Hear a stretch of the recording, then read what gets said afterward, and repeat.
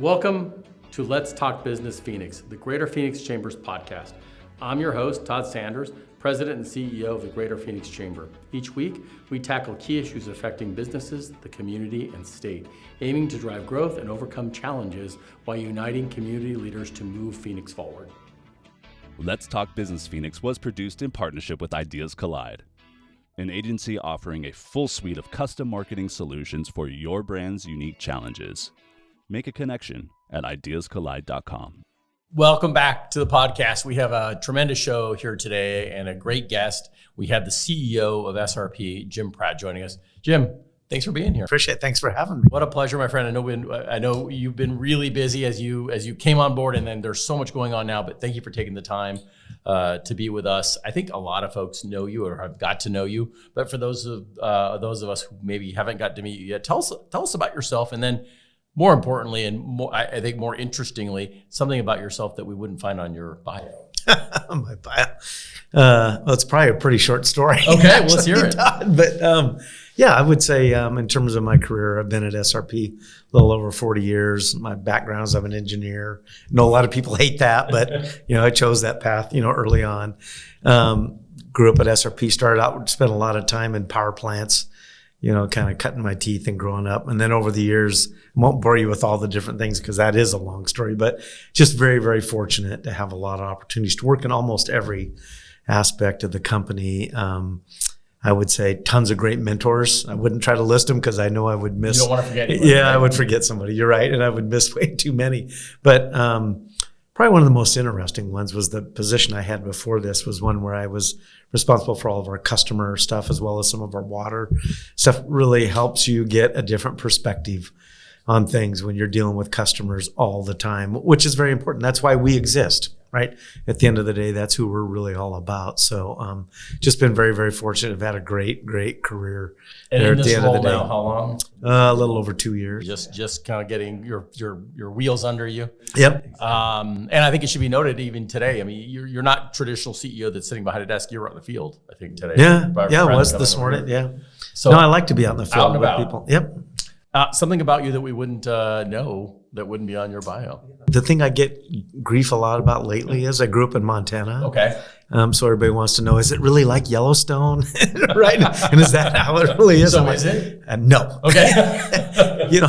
Had a lot of people that had guns racks in the back of pickups, ranchers and things I grew up with. But yeah, I never saw anybody do what happens on that show. Less bloodshed. Yeah, a lot less bloodshed. More calm. That's right. Way calmer. It's a great state, actually. So when did you move to Arizona? Went to Montana State University, graduated from there with my engineering degree, and ended up in Arizona. Ever since, huh? Ever since. I made it to about May that first year and thought, I'm going to die of the heat. I'm going to have to go back. But somehow I managed to survive. Well, and the rest is history. Yeah. So SRP, a different kind of animal. I know when I'm out of the state and people ask me about, for instance, an SRP, I have to sort of preface it and help them understand a little bit of what it is, right? Tell us a little bit about maybe SRP and some of the history behind it, because it's a pretty interesting history. It is. It's a very, very unique organization, and it goes back to the roots of what we call the association or the water side of the company. And that was all the way back to 1903. And what happened was in that period, a whole bunch of landowners in the valley at the time, just a little under about 250,000 acres. All these people put their land together as collateral to the federal government. And in exchange, they got a loan to build Roosevelt Dam. And the federal government was very involved in all that stuff at the time. In fact, it was one of the first of the original 5 projects that the U.S.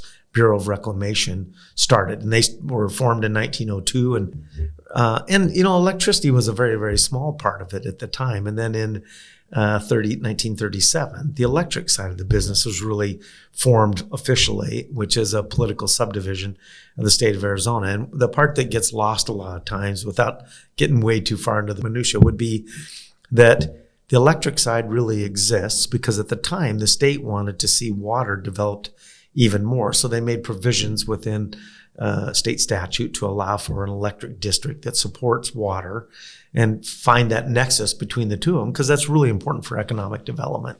Interesting how sort of we really just started with water and kind of coming full circle today when water is so critical, but then energy is fueling all the growth that's happening here. They're just completely tied. How do you balance sort of all of the history in the past and what happened and what SRP was to where it's going today and how it has to be agile and it has to adapt? You have to find that balance.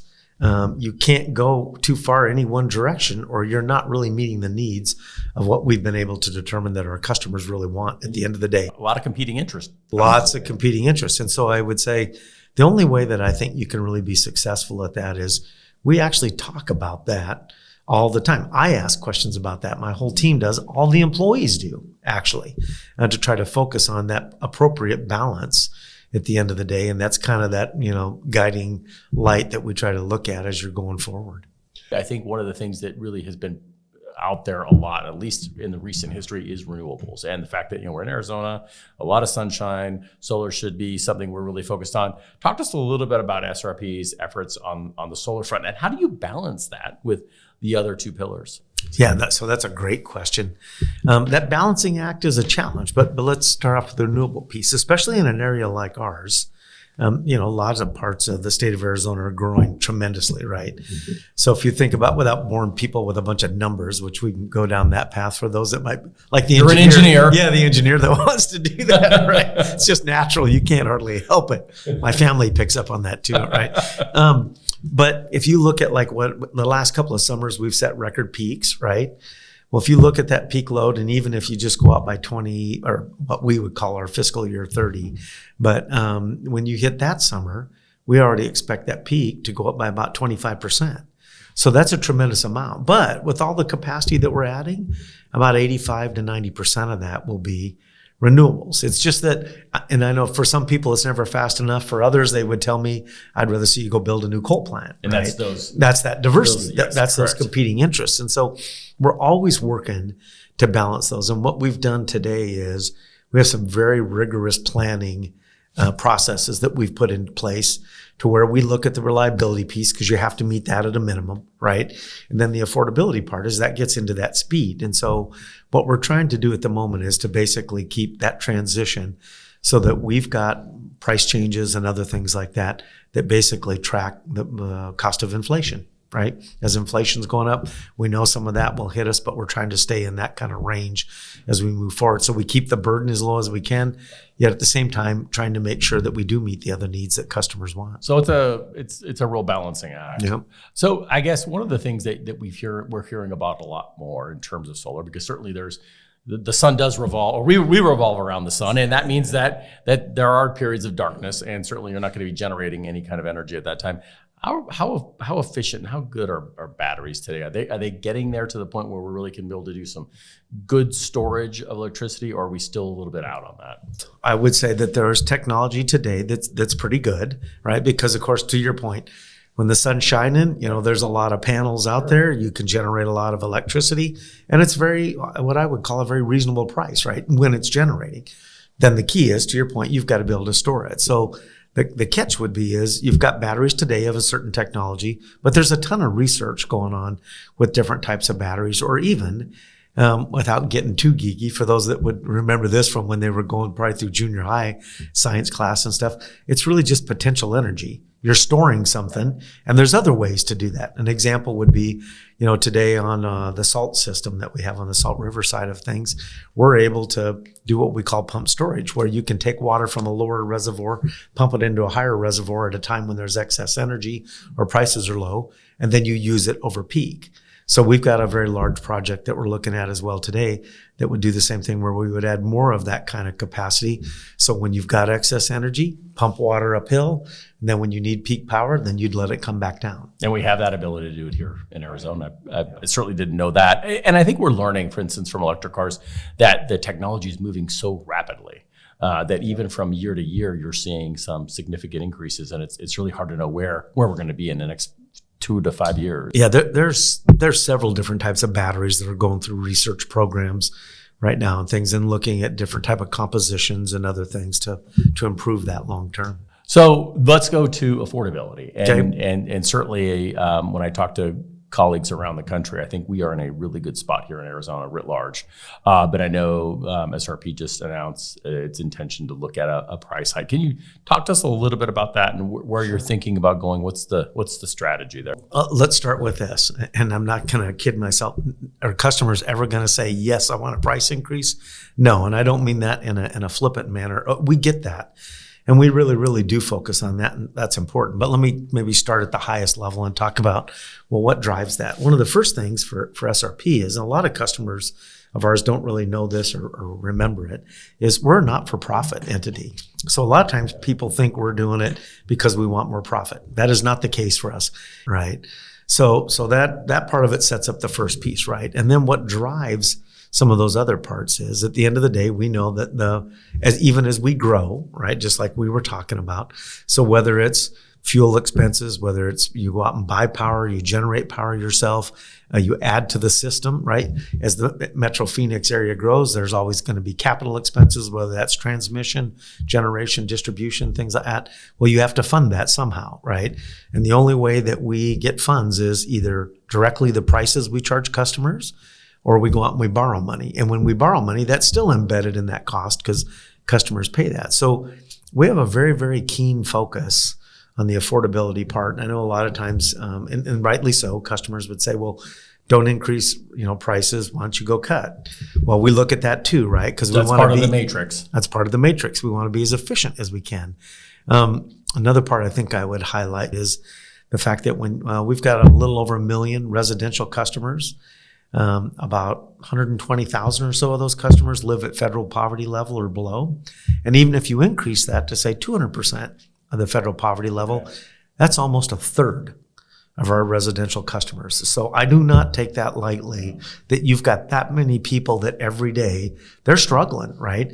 And they're sitting there trying to figure out, how do I balance? It's not just electricity, right? So we really, really do focus on that, and we care about that. At the same time, if we're not increasing prices, then I guess I would say for anybody out there, think of it as your own personal, financial well-being. Like you and I go out, if we're out there and we're not doing well financially and we're underwater, well, bad things happen, right? Same thing happens for a company.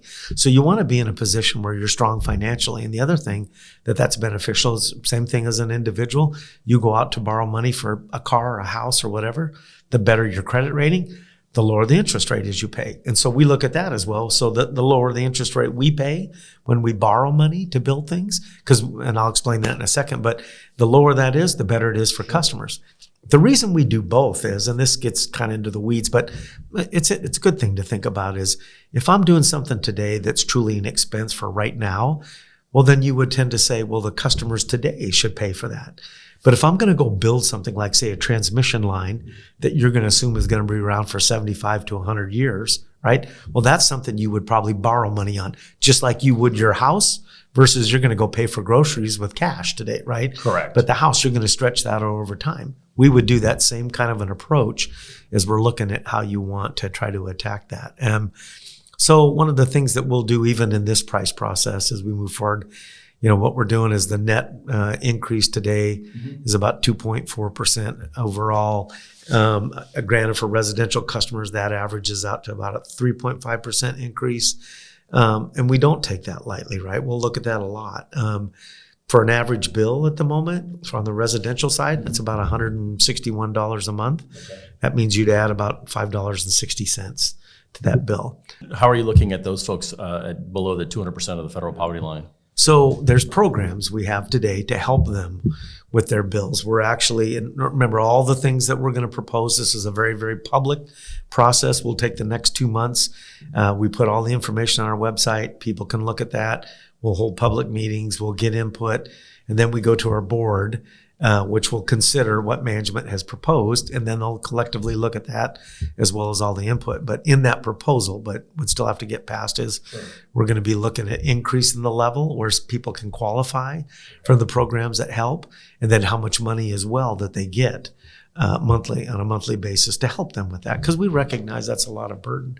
I guess the last thing I would say, and I understand that from a customer's perspective at times, they may say, well, yeah, I hear you, but I still don't want a price increase, and I understand that. But one of the other things we're doing in the process is, when we went through the pandemic, we stopped doing almost anything during that time frame, there was a little over $200 million of expenses that we really needed to recover that we just decided we're not going to do it. You just absorbed them. We just absorbed it, right? And we took as much of that as we could. But as we work our way out of that hole, as well as to your earlier point, there's a lot of things at play. You're trying to convert the whole system to be greener, less carbon. And at the same time, you've got a tremendous amount of growth that you've got to deal with. And as you're trying to produce less carbon, which means coal generation shuts down over time, you have to replace that. And Phoenix is really one of the fastest growing markets in the entire country. Absolutely. So I know that was a lot, but no, there's a lot to it. It's important, and there is a lot to it. And obviously, you have to be thoughtful. One of the things that I think, from a sort of a homeowner perspective, but also when you talk to businesses that I think have been good and that people I think really like, is the idea to base their usage on market demand and signals from the market. Any thoughts to how you might look at time of use and within this plan? Yeah, it's a great question. Probably a lot of people don't realize sometimes what you're really doing is you're trying to send signals that correspond to market through the pricing actions that you take. So to your point, a time of use price plan is really about saying, hey, there's certain times of the day where it's going to cost me a lot more to produce energy and I need a lot more of it. And so if you can conserve at those times, then we all save money, right? I think maybe one of the best examples is this past summer, our peak load was a little over 8,200 megawatts. That's usually going to happen somewhere around, say, 6 o'clock at night, but that peak is kind of shifting over time to get later and later. So we're going to roll out a new price plan that kind of gets after that piece of it. The other part people don't realize sometimes is if you look at right now, our loads on the system, they're about a third of what they are in the summertime. That's how dramatic it is when you live in an area like this, where you've got those extreme temperatures in the summer. So you got to prepare for that. That's right. And so you build a lot of assets, quite frankly, to serve those peak load days. And that's part of what drives some of those expenses and things. But so anything you can do by working with customers, which we have a lot of customers that participate in a ton of different programs, you're shaving off that peak. And we even have industrial customers and commercial customers that participate in that. Then that's money you just never have to spend to try to go after. And just moving when you're using the energy to where there's a surplus reduces your costs. Yep. Excellent. Okay. Well, you mentioned summer and talking to colleagues, and their question is always like, are you guys going to have enough energy? And I always say, call us when there's 2 feet of snow, but we do heat well. And talk to us about sort of how do we prepare for that, and why is it that we seem to always be in a good place? Well, it is a great question, and I'd answer that several ways. I guess that's a ton of planning that goes into that. We're not just looking out a few years. We're looking out a decade to 15 years all the time when we're looking at resources. So we're planning for that ahead of time. It's one of the reasons that, one of the things that's different for utility than a lot of other businesses is most people aren't looking that far down the road, right? So when we invest in assets, probably the shortest you'll see something is maybe a 30-year life versus something like I talked about earlier. I can't even get Christmas shopping done. Yeah, that's right. We talked about that earlier. Yeah, I can't get that planned out, but I can plan out, a lot of things on the power system. But so that's a big piece of it. It starts with that part. And then the other big piece is just like right now, when I mentioned those peak difference in loads. So what's happening with all the resources that we don't need at the moment? We're maintaining them. So it doesn't matter whether it's a power plant on that side of it, the things that we do to be proactive or what we call preventative or predictive maintenance on the transmission and the distribution system. Same thing on the water side of the issues. Whenever you can get that downtown, like right now we're in a dry up on the south side of our system, what we would call... What was that? Define that. Yeah, sorry. That's that inside baseball where I blew it. So when you think about the water system, right, the Salt River kind of divides the town into two halves. So there's the southern part and then the northern part. You're in there doing maintenance and things all the time to ensure that in the dead of summer that our reliability is at the absolute highest that it can be so that we make sure. So it's that long-term planning and then everything in between to, all the preventative maintenance that we're doing right now. So I thinking about sort of national news stories in other markets, and I've got to assume they're thinking about energy the same way you are. What makes us different? Why don't we hear about brownouts or some of the major challenges that you hear about in other states? We work really hard to design for it. So I know for us, I can tell you, we design our system for a different kind of resiliency that a lot of places don't have, because we recognize how important that is. There's that long-term planning we talked about. There's certain type of markets in some places that maybe haven't, in my opinion, panned out the way that we want. So you can have a market, but you need to make sure it incents the right action. So in our case, right, because of the way we're structured and our customers participate in this, then we are planning long-term. And I'm not worried about, hey, am I going to get cost recovery tomorrow or the next day? Because I know I'm going to get that over a really, really long period of time.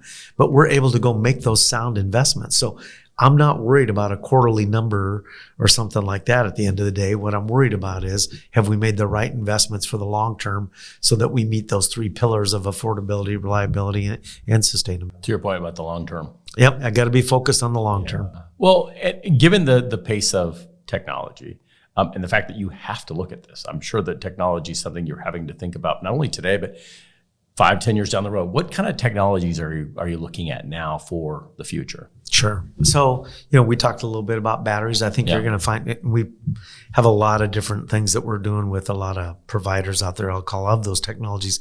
We're exploring everything from, there's different types of things people would do today. One of them you probably haven't seen is they'll talk about raising weights way up in the air. Same thing, potential energy. I'll let those down slow.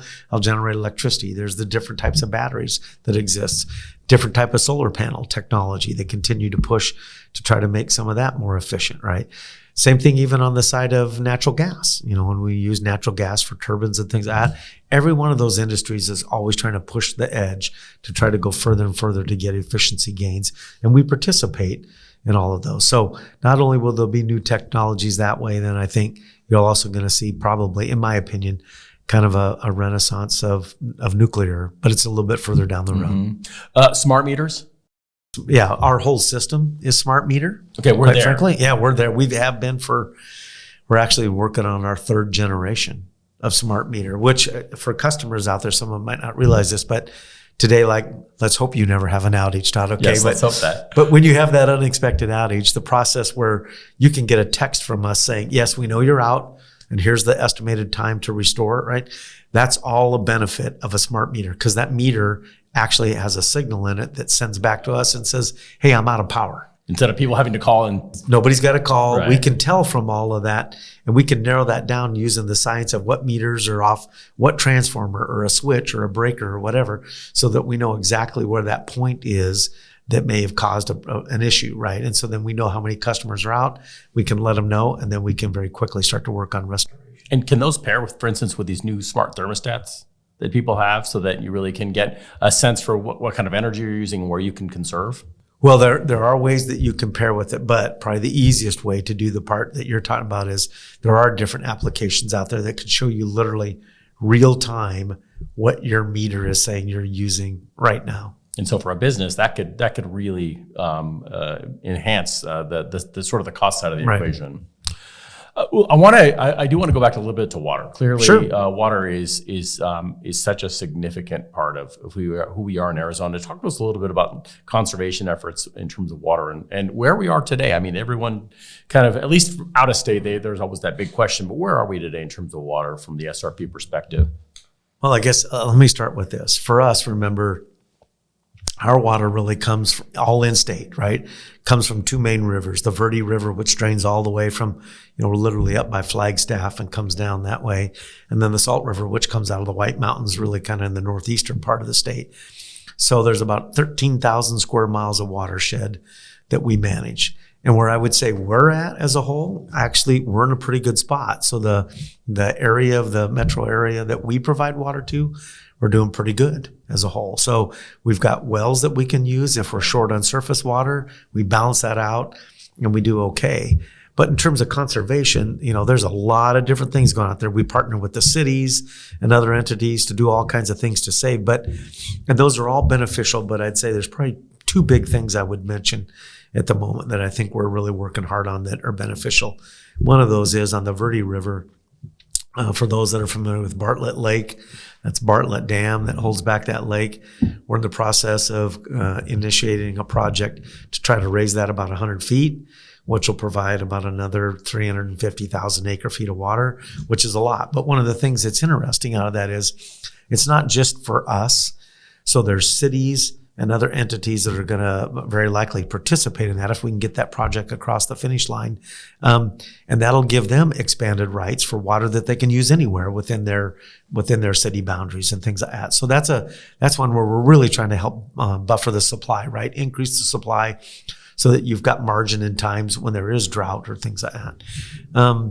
Another one that I would tell you, it's kind of interesting, and I would tell you it's really kind of exciting when you think about this next one, and that is what we call our Healthy Forest Initiative. And the reason I say it's exciting is it's a great partnership between public and private entities. And so what that's really about is we've done a lot of work with both ASU and NAU digging into this to be able to show that when you have an unhealthy forest, which you've seen a lot of forest fires in our area, right? Well, when you have an unhealthy forest, not only is there this huge safety risk from forest fire, you actually don't get appropriate runoff from it. And there's a lot of water that's wasted. So you lose that water. You lose that water. And so we've been able to work with the universities to show that.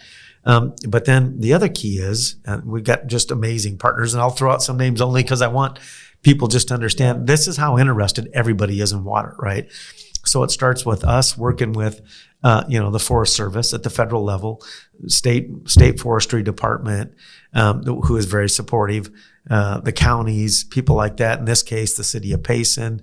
But it gets kind of unique. There's people like you wouldn't think about maybe, but Rocky Mountain Elk Foundation, Mule Deer Foundation, and some of our really large customers, Pepsi, Google, Apple, Meta, EdgeCore, who's a new data center provider.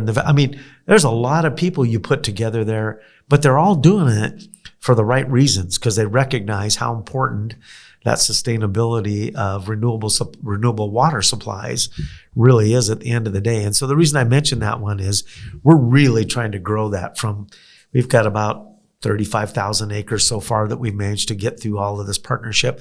We're trying to take that all the way to about 800,000 acres of thinning. So we're thinning and making sure that the underbrush and all of that is removed. Get rid of little trees, leave the big trees, because it's really the little trees that are the biggest problem in a fire. Because what happens is little trees catch on fire, it jumps to what they call the crown, which is the top of the big trees, which is exactly what you want to prevent. So we're preventing forest fires, but we're also helping reliability. Yep, you're increasing water supplies. Yep.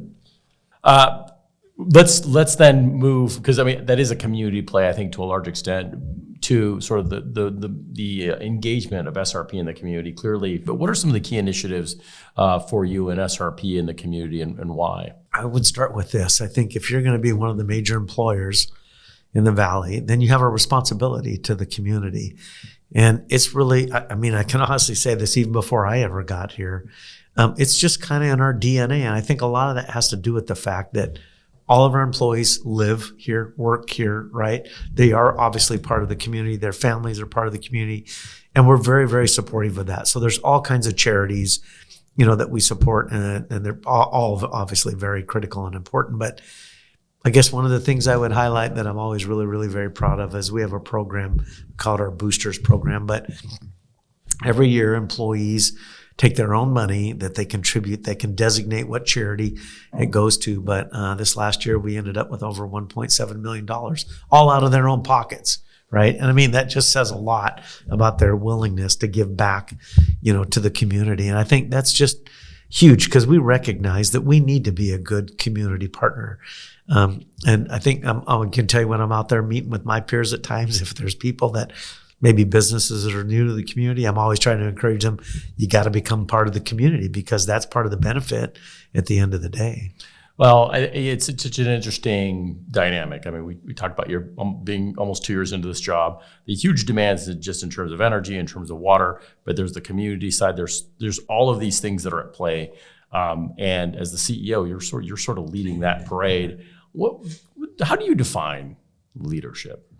There's a couple of things. There's all kinds of textbooks out there, and I could give you a list of, 30, 40 items that get into what's really leadership. But let's try to simplify that, right? Because in any given situation, it may be me listening, right, at the end of the day, or it may be making sure that you're taking the right actions to get things implemented or things like that. But I would try to simplify it this way. First thing starts with, are you doing the right thing for your customers and in our case, our institution, right? And I think that's a litmus test that you have to use. And then lots of times people will ask me that question is, what should I go focus on to do better? And I'll tell them that sometimes you may think this is a cop-out answer because it's not the specific thing, but that's because every single day you're working on something different. So I always tell people, think about what your reputation is. Every day you have a chance to add to or subtract from your reputation. So I don't care what business you're in, or if you're an athlete, professional sports or anything like that, what are you doing? And so as those situations vary, it's what actions do you need to take to show that you're doing the right thing at the end of the day. And I really do think if you can keep that in the back of your mind, because if I gave you a list of 30 different, characteristics, right, of leadership, who can remember all those? But you can remember something as simple as that and then take that into the context of what do I need to do in this case? Well, and obviously this is a business podcast. And so I think probably people would be curious, given the fact you run one of the largest organizations in the state. What's your management philosophy? I'm sure you have a number of direct reports. Yep. What's your philosophy? I would tell you that I think same thing. You have to get down to pretty simple things at the end of the day. Obviously, you want to hire really, really bright people, right? I think it's important to have people around you that have different skill sets than you. You've got to listen to what those are at the end of the day. But one of the most important things is, are you open to, well, I'll use the word challenges, right? And I mean that in a positive sense, right? And what that really means is it a safe place for people to speak up? And I think in this day and age, that's one of the most important things. I mean, I grew up in that time frame where you were like that. You took the order. You remember this, you know that. Sure. Yeah, you took the order and you went and did your thing. But that's not what employees want today, right? And I understand that. They want to participate. They want to be part of solving problems. They want to get to speak their mind. And I think when you can get open to be able to do that culturally, that's when you kind of unlock that door to be able to take things to that next level. Because I will tell you, in my career, I've had the fortune to work with so many brilliant people, no matter what position they're in. Forget about that. They can still have amazing ideas no matter what they do, right? So if you put all those bright people at a table and you make it open and safe for them, that's how I think you move mountains. I really do. One of the pitfalls, I think, of CEOs that you have to take your ego and put it aside. And I always think of you just you're always open to listening, and you don't. You put your ego aside and you listen. That's easier said than done. I guess for me, it's anytime, to be really blunt, anytime I think I've ever gotten cocky, you get slapped down fast, right? It's true, so isn't you it? learn really quick. Yeah, you just need to put the ego to the side. And you're right, you always have to maybe check yourself at times. But where I'm very fortunate is I've learned that lesson many, many times over just by watching, how bright some of these people are. You just have to give them the chance to contribute. Absolutely. Yeah, and that's I would say one of the hallmarks of our company is very fortunate. I mean, we try to hire, but I would say also very fortunate. We have just a ton of great employees. Somebody's out there knocking on your door to talk about changing out your meter, whatever, answering the phone call. Those are the people that get that done every single day. Well, and it probably helps that you've kind of done most of those things at the organization. You understand what it takes to go do the meter reading or take a call from a customer or be out at the dam system. Well, you're right. I've gotten to do a lot of those things, and they're great. And I think to get out of the office probably a little bit makes some sense as well. Probably the best one I got to do lately was, even though I've been there a long time, I'd never, when we have dry up, like we talked about earlier on the canals, we have to herd fish. We use a lot of fish to eat all the algae in the canals, right? So I went out with a crew and we were herding fish. That is a lot harder than it looks. I can imagine. Herding cats is one thing, but fish has got to be a whole different story. That's a different deal, to get in the canal and use a fence to herd fish because you want to save them. And so we use that to get rid of algae on the canal side? Yeah, they eat all the algae. It's a fish called white very sustainable way of doing that. Yeah, it is. I mean, years and years ago, it was chemicals that you used, and now bring these fish in from Arkansas, put them in there, they get big. You'd be surprised. I'm sure they're like that. So. Well, thank you for being here. Thanks for your leadership, everything you're doing to make sure that Arizona continues to be able to move forward from a power and from a water perspective. Before you go, we're going to do a quick lightning round with you. Promise these are easy. We're going to start with, all right, first job. What was your first job? Probably in Montana, I'm assuming. Yeah, sold ice cream out of a little truck. Okay, what'd you learn? I was sitting in there a lot of times by myself. I was young at the time. It was a teacher of mine that owned it. You'll learn a lot of responsibility, and you're going to make mistakes. You just got to own up to them. So I guess favorite flavor then. My favorite flavor? You probably had some time to think about that. Well, it'd be vanilla with Reese's peanut butter cup in it. That's the right answer. Yeah. All right, excellent. Okay, first concert. What would that have been? I got to think about that. I guess it was Aerosmith. Okay, awesome. See, now you're dating us. Did you have to do that? Okay, and then we're gonna go. Since we're dating ourselves here, first car. First car. Was it a truck? Very first vehicle I had was a 1961 Willys Jeep. Oh, excellent. Well, I think you got the trifecta there. Yeah, that's right. That'd be fun to have that now, wouldn't it? Yeah, perfect for Arizona I should weather. have never gotten rid of that. Absolutely. Oh, always those regrets. Well, thanks again. Appreciate it, and hopefully we'll have you again soon. All right, great. Thanks a lot, Todd. I appreciate it. Thanks for everything the chamber does too. You bet. Appreciate that very much. Thank you. Thanks for watching this episode of Let's Talk Business Phoenix. Please take a moment to tap the follow or subscribe button for more great podcast episodes to help your business thrive.